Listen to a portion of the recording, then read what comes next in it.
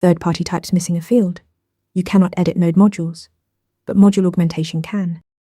Module augmentation starts with the declare module block. You write the exact library name.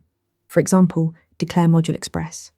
TypeScript recognizes this name, finds the existing module definition, and merges your declarations with the library's originals. The keyword is merge. Your additions join the existing types rather than replacing them. Inside that declare module block, you redeclare an interface that the library already defines. TypeScript's declaration merging then combines the two versions automatically. Any properties or methods you add appear on the original interface.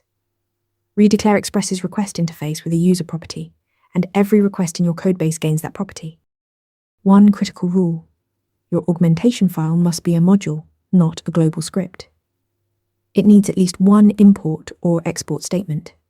Without it, TypeScript silently ignores your entire declare module block. Here is the pattern in practice. To add a user property to every express request, create a declarations file, import express to make it a module, then declare the express module and redeclare its request interface with your user type. Now TypeScript knows about that property everywhere in your app. Declare the module by name, reopen its interfaces, keep the file a module. That is module augmentation done right. Follow for more TypeScript interview prep. Ready to practice for your next interview? Interview Mentor lets you answer real questions just like this one.